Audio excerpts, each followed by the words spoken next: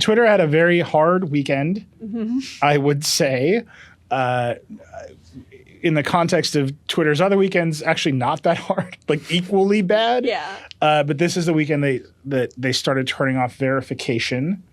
Have you been de-verified yet? No. Same. There was a rumor going around that if you blocked the verified account on Twitter, they could not de-verify you. I did it just to see if that'll happen.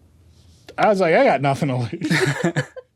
But like, David, the actual mechanics of unverifying and then what they actually did, none of it seems to make any sense.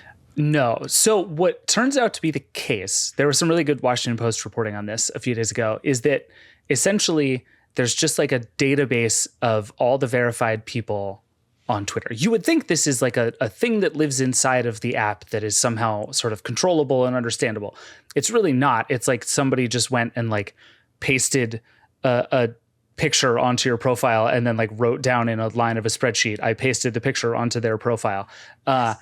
It's slightly more technical than that, but not much more technical than that. And so what that means is what seems to be happening is there is no way to sort of systematically find out and remove verification. So simultaneously, what has been going on is that the whole idea of paying $8 a month for Twitter Blue has become deeply embarrassing, which is what we've talked about on this show. And yeah, you did. Like you continue to have been right about that. So being verified is now bad if you've paid for Twitter Blue. And also they can't unverify people. So it's become this messy thing where they've actually changed the message on verification to they either paid for Twitter Blue or are a legacy verified account. And there's no real indication if that's sort of the end state or if it's going to change. People have come up with Chrome extensions that will show you which is which. Like there's one script that replaces the verified icon with the nerd emoji if you paid for Twitter Blue, which is just wonderful.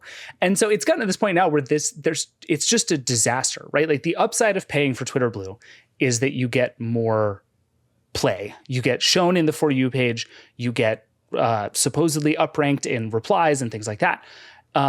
So it's literally just a mark of thirstiness. And so there's no reason anybody would pay for it. And so you've had people like LeBron James say, of course, I'm not going to pay for Twitter Blue, which is a terrible look for Elon Musk and Twitter. You have folks like the New York Times who have said there was a big round of media organizations talking about whether or not they're going to pay for Twitter Blue. And then Elon Musk vindictively was like, well, then we're going to take that away from them. So he took off the blue check for the New York Times, but not a bunch of the other New York Times accounts. So it's just some of which, by the way, have gold checks. Whatever that is. Yeah. So here's my understanding.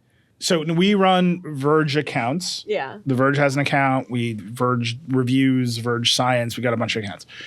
What we were told, and I think has become publicly disclosed by Twitter, is that if you were one of the top 10,000 followed accounts on Twitter, you got Twitter Blue. You got a check mark for free, and you have to like use the API tools, and then you could like have 5 affiliated accounts.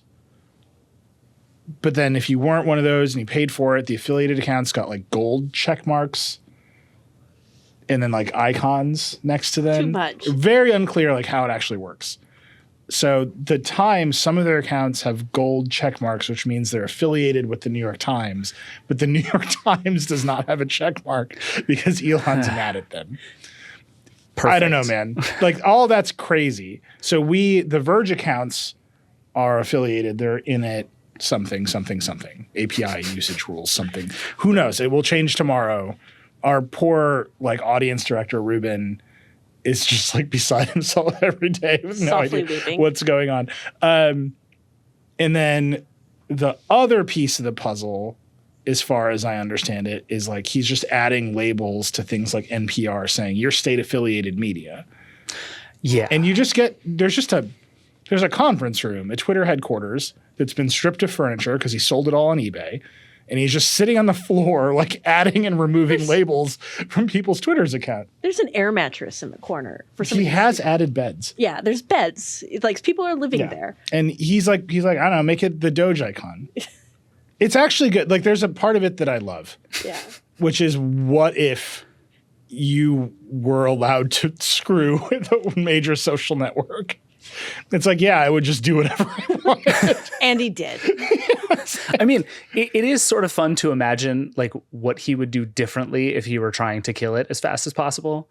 Like, would any of his moves change? This all seems so destructive. And the thing is, like, the Twitter Blue stuff is silly and funny and whatever. And like the changing the Twitter icon to the Doge icon is like whatever. Ultimately, I have no feelings about that. It's sort of hilarious and doesn't really matter at all. But like Twitter Blue is the overwhelming favorite to be the future of Twitter if Twitter has a future. Like its ad business has tanked.